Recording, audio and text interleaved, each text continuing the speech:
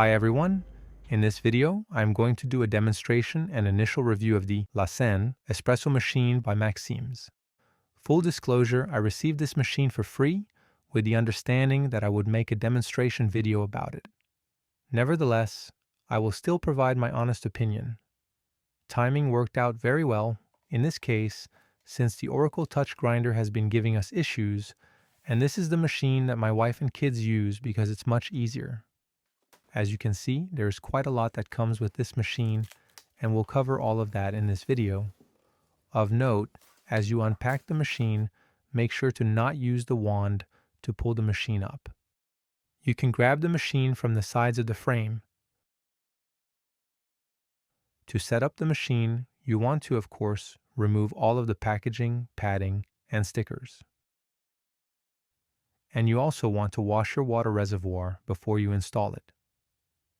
To install the water reservoir, you need to first remove the plastic caps on the two hoses, and then plug the hoses into the reservoir, matching the colors, black to black and white to white. Add the cover, and then slide in. The drip tray also just slides in above the reservoir. To remove the drip tray, you want to slightly lift up on the front of the tray and pull out. To refill your reservoir, you pull it out, open the small cap, and add water. Then slide it back and reinstall the drip tray. Be careful when unpacking the rail for the cup tray because it's plastic.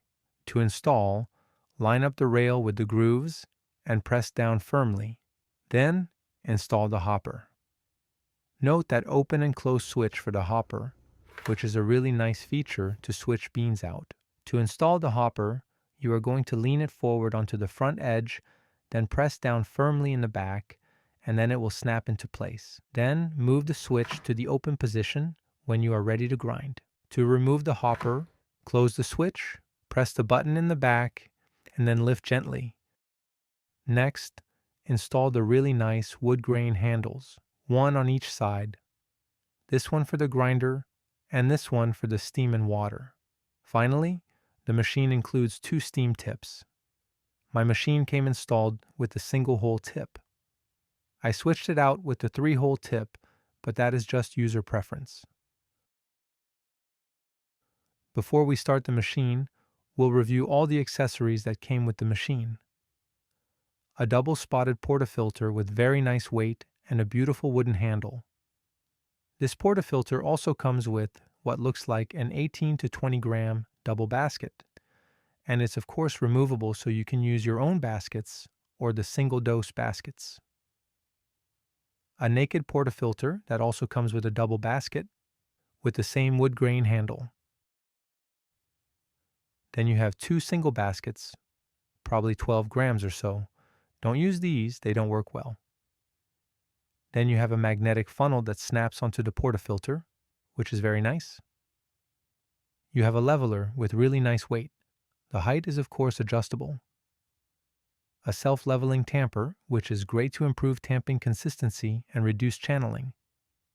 There is not really resistance on the spring, so this doesn't seem to be calibrated to a certain weight, so just tamp firmly. Then you have a small pitcher. Frankly, it's too small for a latte because your milk is going to overflow once you start steaming at an angle. Then you have a distribution tool. Unfortunately, the blades are too thick and stiff. I do not recommend using this. It will create more issues for you. You have a really nice brush that seems to be sized for the group head, and maybe even to clean the baskets and portafilters. A small brush for the tubes and other small areas. And this feels like a group head seal, so you can replace your seal when it starts to go bad. This is a really nice package, but I would recommend buying 3 items to complete this setup. First, you will need a knock box. I recommend replacing this distribution tool with something better like this one from Fused Line. I like their stuff, and I pay for it myself. And I recommend buying a bigger pitcher, something like 16 ounces. I'll put a link in the video description for the one I use. We'll cover basic operation of the machine to get you started. First, plug in your machine. Then on the bottom left side of the machine, right on the edge is a physical switch to power the machine. For normal day-to-day operations, you will press the power button for 3 seconds. There are a series of setup questions to get through on the screen, such as time, Wi-Fi, and other tips. Now, while the machine heats up, we'll talk about the grinder side, and that's both the screen and the lever, and we'll also cover the steam side. We'll start with the grinder screen. You have two easy options here. You can grind by time or you can grind by weight. I always recommend that you grind by weight so you know exactly what is your dose, so that you can figure out your ratio for your espresso yield. In grind by weight, you can adjust the speed of the grinder. On my primary grinder, the Monolith Max, I use 350 RPMs, so I will match it here as well. You can see the current grind setting here, which is controlled by the knob on the side of the machine. And then if you press the settings on the top right, you adjust the desired weight there. Under the grind by time option, you have similar settings. So RPM speed, adjusting the desired grind time, and you can see the current grind settings as you turn the knob. On the side of the machine, you can use the lever to initiate automatic grinding by pushing the lever backwards. So grinding by time or grinding by weight. Or you can pull the lever forward for manual grinding and let it go to stop. There is a very convenient grinder light here. The portafilter fork, all metal, serves as a scale and will tare and weight your dose automatically as you grind. On this side, this platform is a brewing scale, and again a really nice light for brewing. On the right side, the lever controls the steam by pushing the lever back, and then you can get hot water by pulling the lever forward. The hot water dispenser is here. Steam wand is here, and this thing here is the infrared temperature sensor. Checking the temperature here, it takes about 8 to 10 minutes for the portafilter and cup tray to really get warm. Now moving over to the brewing screen, when you first start the machine, you'll notice these black overlay screens every time you press on a new option. These are actually really nice explanations of each setting. Once you start to use the machine daily, you'll start on this screen here. There are a lot of settings here, so I'll cover these very briefly. Standard mode is for easy brewing. If you are using the single baskets, press single, and if you are using the double basket, press double. You can also save two different presets at the top. Constant mode uses a set pressure for the entire extraction, essentially like a traditional espresso machine. You have quick options for 9 bars and 6 bars. You can adjust pre-infusion settings, and you can set your target extraction by weight or by time. At the top, you have standard settings for water temperature, steam, and more. This same menu will be in all extraction settings. Variable mode is by far the most interesting feature of this machine. On the left, you can access saved pressure presets. Using the plus sign, you can create a new preset. Start with your brew weight, then your pre-infusion setting, then determine your pressure or flow over time. You can add more segments to further customize the ramp up and the finish of your shot. Once you save your preset, it appears here on the left side. To delete, just swipe left and press delete. Drip coffee mode brews with no pressure. Also with customizable water infusion over time. New presets once again appear on the left. Lastly, manual mode allows for real-time control of pressure. On the screen you can see flow rate, pressure, brewing time, and yield. There are also a host of options below the main boxes for clean settings, which has a daily cleaning button where you can do a manual on-demand cleaning, and where you can schedule cleaning with customizable time and days of the week. And it has a deep cleaning option, which is essentially your cycle for descaling. Then you have auto preheat with customizable time and days of the week. Then you have file management, where you can see all your programs across all brewing options and where you can view records of extraction and grinding.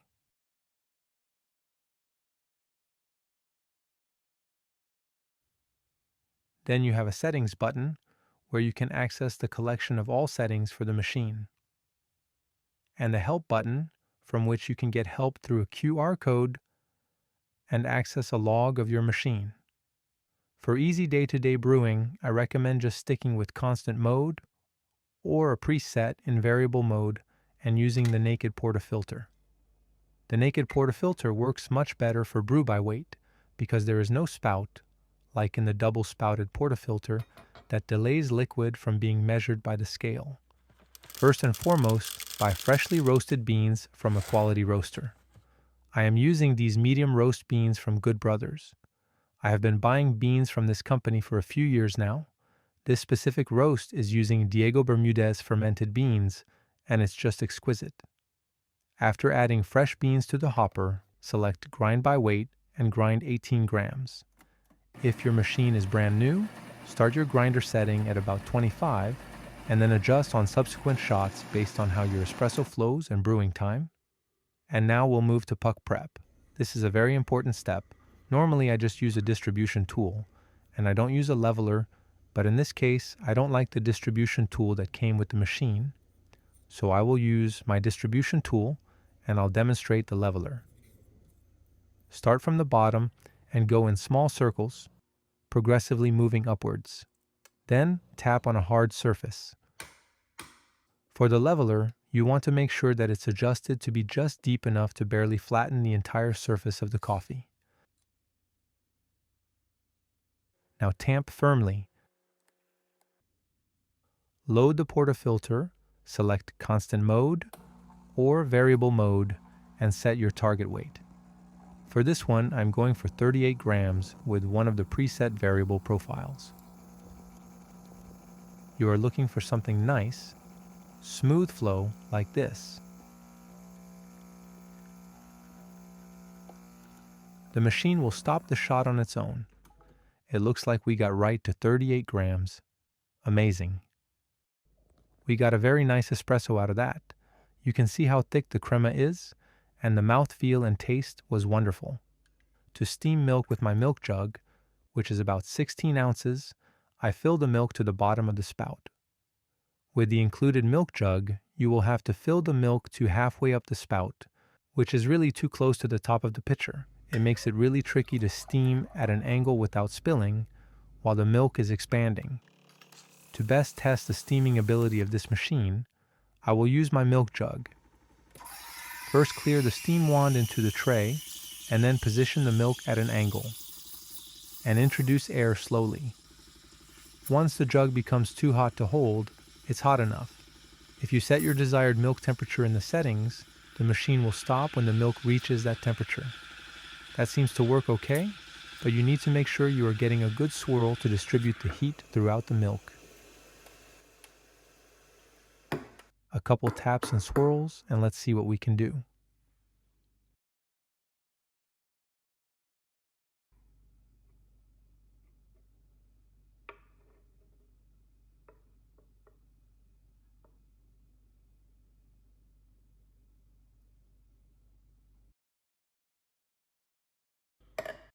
Not great, mostly because of my skills, but as you can see, it can do latte art. Remember to clean your steam wand when you are done.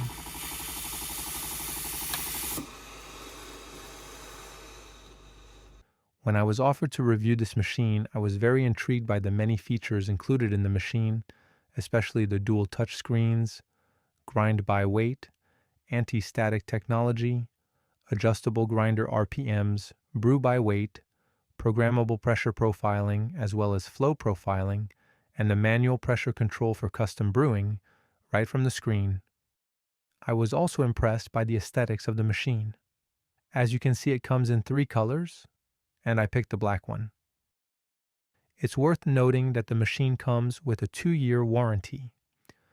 For this initial review, I will provide feedback by the major categories of grinding, brewing, and steaming. Starting with the grinder, the hopper is large and has a sealed top. The open-close valve is convenient. The machine uses conical burrs, which are generally better suited for medium and dark roasts. You don't want to grind light roasts on this machine because they are too hard and could damage your grinder. The burrs include a bean sweeper, which is this metal thing sticking up to help feed the beans. It works very well, actually. Quality and consistent grinding is the most important part of espresso making. If you have a great grinder, you can make fantastic espresso with any 9-bar machine. In the case of this machine, the burrs are pretty small, frankly. You can see here that they are smaller than the burrs of the Breville Barista series, which are smaller than the burrs of the Oracle Touch. I have made great coffee with this machine, so the small burrs are not a showstopper, but something to consider for repeatability and long-term performance. The grinder is located just above the chute, so the path is minimal, retention is low, grinds are fluffy when they come out, and there is no mess. It's actually remarkable. Between the design and the anti-static tech, they did a fantastic job here. The inclusion of the funnel was a great idea. Between the funnel and the anti-static tech, there is no mess with puck prep, so it's really not an inconvenience. The grind by weight is excellent and consistent, and the weight you get automatically gets logged into the details for the espresso shot you brew. Pretty cool. All the controls for the grinder are simple, and I like the mix of screen, lever, and knob. The grinding light is great.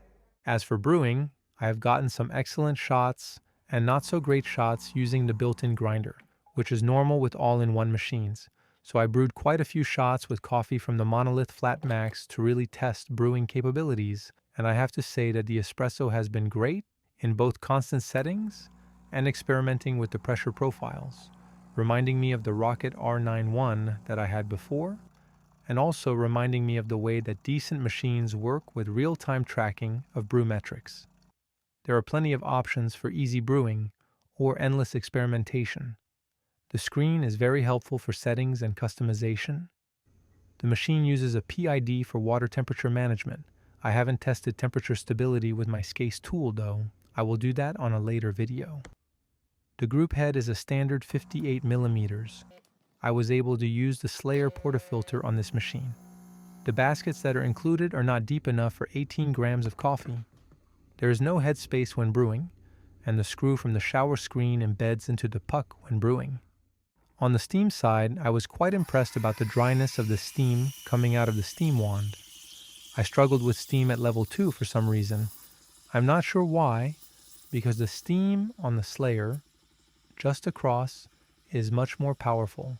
It seems to me that the heat from the steam is quite high, but the steam power is not strong enough to swirl the milk to spread the heating evenly. On level 1, I was able to heat the milk more evenly. It's probably just getting used to this steam wand. The infrared sensor works well, as long as you get a good swirl. Otherwise, it's just catching the surface temperature of the milk. In all, given how dry the steam is and the ability to choose the strength of the steam wand is good. The water spout is very responsive and dispenses a lot of hot water on demand. Overall, for needs improvement, the setup needs a knockbox, a bigger milk jug, and a useful distribution tool. I would add 2 more items to buy, a deeper double basket so you have more headspace to avoid the screen indentation into the puck, and I recommend a puck screen to better diffuse the gush of water that comes down the group head. The machine doesn't say when the reservoir is out of water. I wasted 2 shots trying to figure out why water wasn't flowing. I think the steam is too hot, so focus on getting a good swirl so you don't burn part of the milk. I think the burrs could be better. There is a lot to love about this machine, and with exceptional burrs, this machine would be one of the best all-in-one offerings on the market. So, who is this machine for? If you are looking to improve your coffee experience and you are willing to do just a little bit of puck prep, this is a machine that can take you through your beginner journey all the way to advanced level of espresso drinks. At the time of publishing this video, I don't know how much this machine will cost, so it's hard to make a value comparison with other machines that are out there. I do think that there are amazing features on this machine that make manual espresso preparation easy and enjoyable. And with grind by weight and brew by weight, you can achieve great consistency in your brewing without much work. Additionally, I am not aware of any machine on the market that offers this number of features. Overall, this is an impressive machine. Thank you very much for watching. I hope this video was helpful. Please remember to click the thumbs up button and subscribe to the channel. Thank you.